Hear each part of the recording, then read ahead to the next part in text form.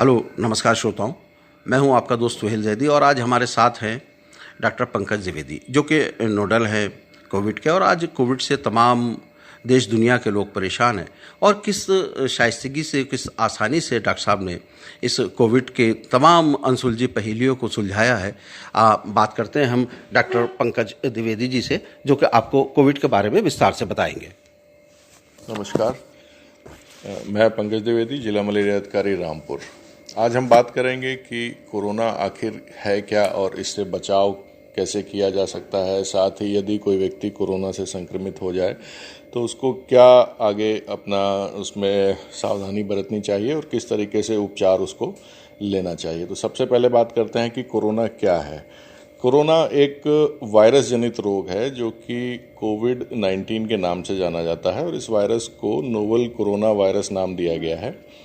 ये वायरस हमारे श्वसन तंत्र जो सांस लेने की प्रक्रिया है उसको प्रभावित करता है और एक मनुष्य से दूसरे मनुष्य तक उसके खांसने या छींकने से या उसके द्वारा जो सांस से पानी की बूंदें निकलती हैं उनके द्वारा अगर कोई सतह संक्रमित हो जाती है तो उसके संपर्क में आने से ये फैलता है।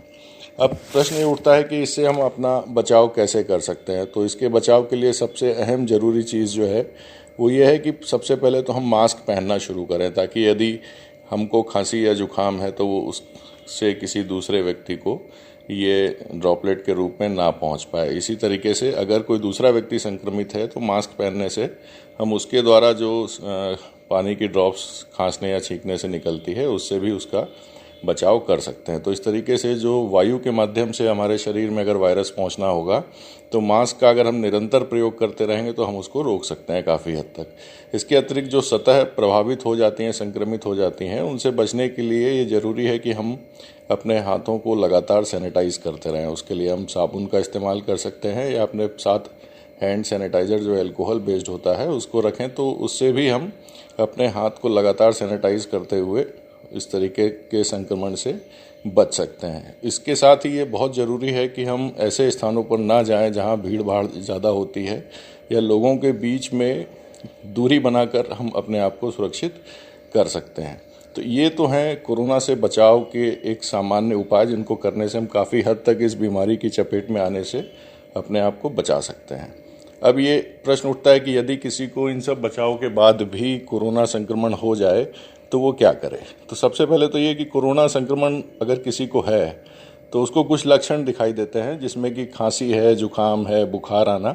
इस समय इस तरीके के लक्षण इसमें आ रहे हैं। तो यदि किसी व्यक्ति को इस तरीके के लक्षण आते हैं तो सबसे पहली चीज़ तो ये है कि वो अपनी जांच करा ले और जांच कराने के साथ ही वह सबसे पहले अपने आप को क्वारंटीन कर ले, अपने आप को परिवार से अलग रख ले एक कमरे में, ताकि वो जांच की रिपोर्ट आने तक जब तक कंफर्म नहीं हो जाता है, जब तक वो किसी दूसरे व्यक्ति को ये संक्रमण ना पहुंचा पाए। अब यदि जांच में वो पॉजिटिव आ जाता है, उस कंडीशन में हमको ये देखना पड़ेगा कि वह व्यक्ति अपने आप को पूर्ण रूप से आइसोलेट कर ले। साथ ही जो स्वास्थ्य विभाग की आरआरटी टीम उसके घर पे जाती है, उसे विजिट करती है, तो वो उसको उपचार के लिए मेडिकल किट भी प्रोवाइड कराते हैं। तो नियमित रूप से उन दवाओं का सेवन करें। यदि कोई व्यक्ति तमाम बचाव के बाद भी कोरोना से संक्रमित हो जाता है तो ऐसी स्थिति में सबसे पहले तो उसे अपने आप को आइसोलेट करना होगा, ताकि वो किसी दूसरे व्यक्ति को ये संक्रमण ना दे दे।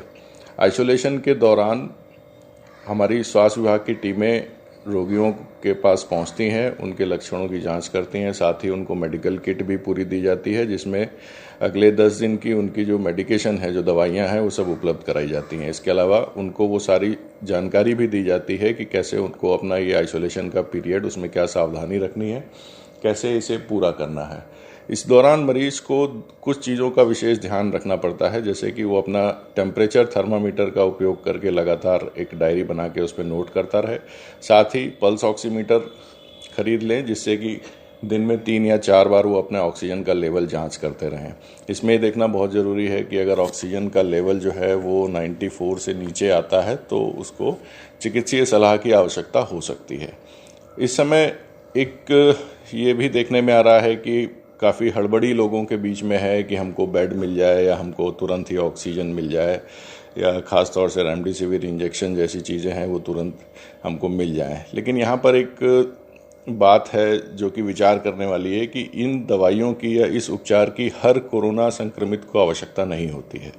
ऑक्सीजन किस मरीज को चाहिए ये चिकित्सक अपने जांच के बाद उसका निर्णय लेते हैं और आवश्यकता पड़ने पर हम अपने चिकित्सालय में उसका इस तरीके से उपचार भी करते हैं। यही चीज़ रेमडेसिविर इंजेक्शन के साथ ही है कि हर मरीज को इस इंजेक्शन की आवश्यकता नहीं है।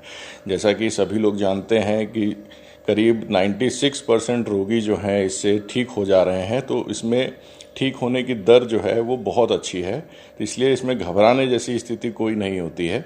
आवश्यकता पड़ने पर ही उच्च स्तर का उपचार जो है अस्पताल में भर्ती होकर कराने की ज़रूरत होती है। तो सबसे ज़रूरी चीज़ इसमें यह है कि मरीज़ अच्छा भोजन ले, अपने आप को एक पॉजिटिव सोच के साथ रखे, थोड़ा योग और व्यायाम करे ताकि उसका शरीर जो है वो इन 7 दिन के आइसोलेशन के दौरान ज़्यादा क्रियाशील रहे और अपने आप को बचा के रखा जाए, वो ज़्यादा बेहतर है बजाय इसके कि हम इधर उधर दौड़ के अस्पताल या बेड के चक्कर काटना शुरू कर दें।